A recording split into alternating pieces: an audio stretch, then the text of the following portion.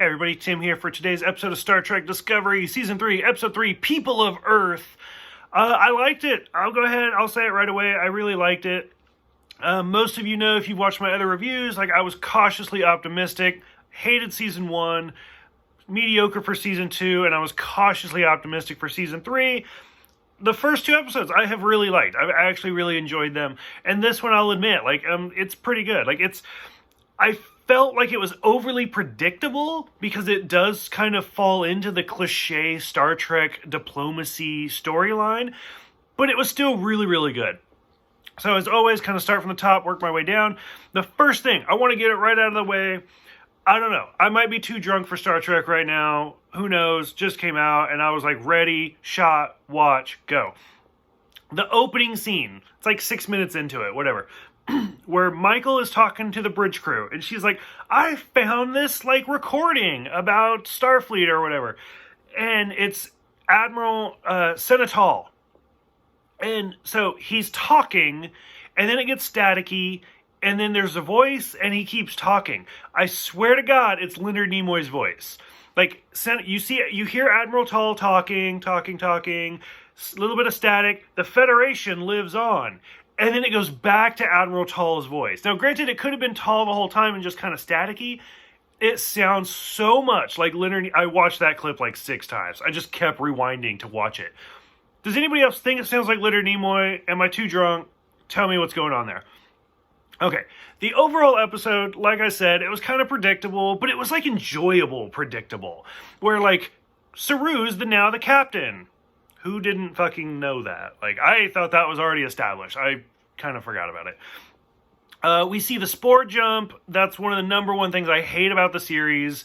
So as soon as they're like, let's do it, let's jump, I was like, oh man, here we go.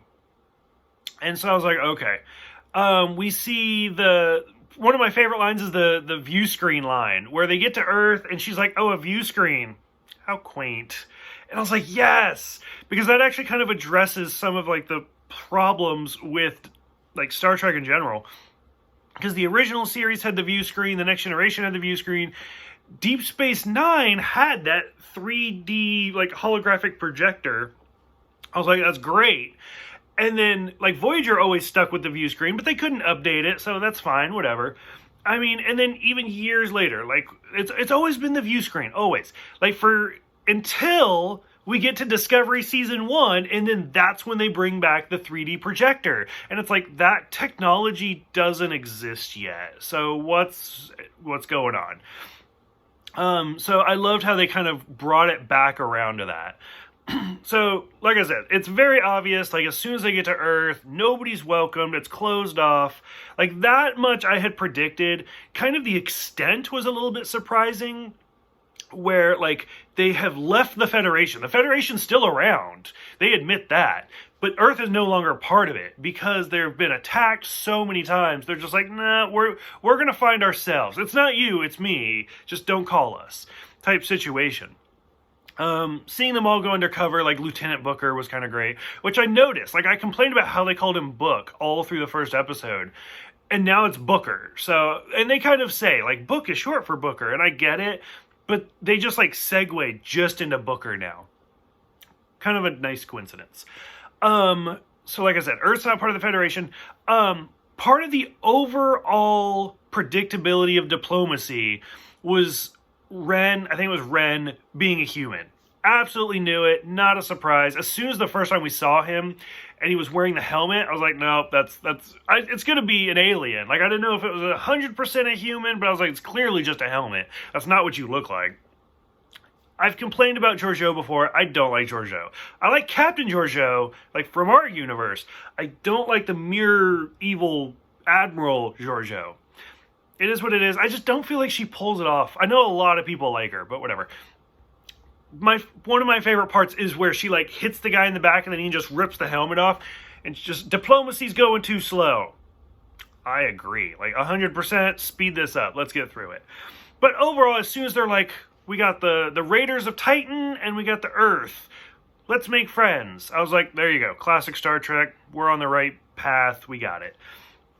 part of the interesting storyline, the more interesting underlying storyline for me, was, like I said, this Admiral Tall, and we see Adria, I think is what her name was. The character's name was. And so, like, the super tween genius. And I loved that, because I think Stamets and Tilly had some really great dialogue going up, talking about her just being, like, the super tween genius. Because she's only 16. Spoiler, huge spoiler, stop watching. The best part about this whole thing was the very end, where she's like, oh, I am tall, I'm a Trill. I was like, yes! Like, we haven't had a Trill, like, main character since Deep Space Nine. Super excited. The fact that she's a human is really interesting, because Trills and humans don't typically mesh very well. There's always the exceptions. It was an emergency, something, who knows. But I'm super excited to see where this Trill goes. I almost wish they had just said fuck it and, like, had it be Dax. Like, I'm sure some people would have been like, no, that's too close to home. No, fuck it, let's do it. Like, if you're gonna go, just go. And especially to have Dax, a character that we know all these years later, would have been brilliant. I would have been so fine with it. Overall, a lot's going on. I feel like this is actually the first episode of the season. Like, the first two were great to, like, where are we now? And now we're finally taking off. We're hitting warp speed. But overall, I'm super excited. This is the first time, like, I mean, I didn't like a lot of stuff lately, so this is like one of the first times I've been really actually excited for Discovery. So let me know what you guys think. I would love to talk about it. Drop me some comments. What do you think it was Leonard Nimoy? Am I just crazy? What do you think about all the characters, the Trill, everything? Thank you guys for watching. Thank you for subscribing, and I'll see you guys next time for Forget Me Not.